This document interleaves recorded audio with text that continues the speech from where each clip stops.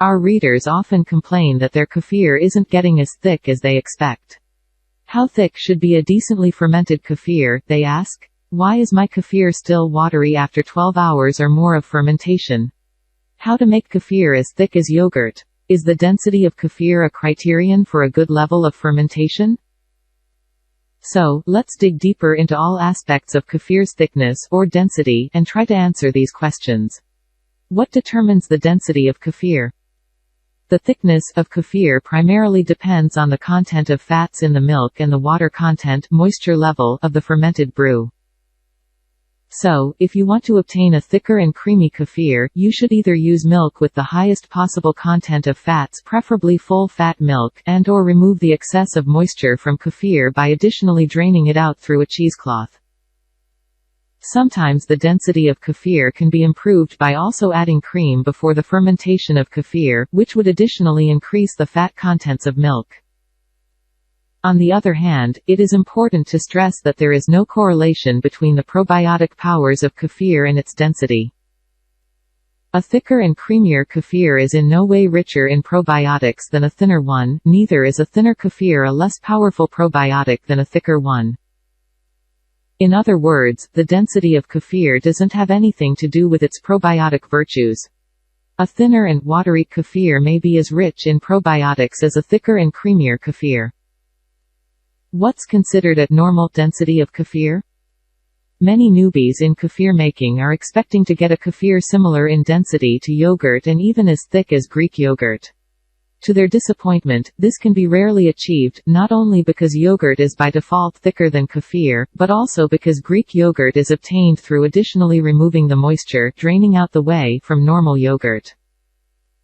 Depending on the fat contents of milk, the density of kefir considered as normal may range from the thickness of a diluted yogurt down to the density of natural non-fermented milk if low-fat or skimmed milk is used. Of course, the thickness of kefir increases with the time of fermentation. The longer kefir ferments, the thicker it gets. However, after a certain level of fermentation, kefir will start to either separate, become too sour, or both. So, extending the primary fermentation may not be regarded as a reliable way to increase kefir's density and creaminess. A reliable sign of a completed fermentation of kefir is not its thickness, but its taste and its first signs of separation. Your kefir is fully fermented and ready for the second ferment when little pockets of whey are visible through the walls of the jar. Once they appear, any further fermentation will not make your kefir thicker but instead will only make it sourer and tangier. Still, if you insist on obtaining a denser and creamier kefir, there are several ways to do this. How to obtain a thicker and creamier kefir? Use full-fat, whole milk. Since the fat content of milk is the main contributing factor to kefir's density, the most reliable and natural way to get a creamier kefir is to use full-fat milk. The addition of cream before fermentation will also increase the thickness of the resulting kefir, but yet, mind your cholesterol levels. Furthermore, the presence of cream could increase the tendency of kefir to separate, so closely monitor your kefir at its later stages of fermentation. The use of low-fat or skimmed milk will inevitably lead to a thinner and runny kefir. For a thicker kefir, try to use kinds of milk that contain more fats. For instance, sheep's milk usually contains more fat than cow's milk, while goat's milk contains less. Everyday practice shows that cow's milk is best suited for the needs of the kefir grains because of its overall structure in terms of fats, proteins, and minerals content. So, cow's whole milk appears to be the best choice when looking for a thicker kefir. However, regardless of the suggestions you may find on some websites, do not be tempted to use raw, unpasteurized milk. Although unpasteurized milk may indeed give better results in kefir thickness, it may contain harmful bacteria which will remain dangerous even after kefir's fermentation. Add cream. As we said earlier, adding a certain percentage of cream to the milk will increase its content of fats, which will inevitably lead to a thicker and creamier kefir. This percentage may be anywhere between 10% and 50%, depending on your personal taste and goals. Remember though that the fats don't get anyhow converted during fermentation and they remain fats, with all their converse effects on cholesterol levels, blood sugar, etc.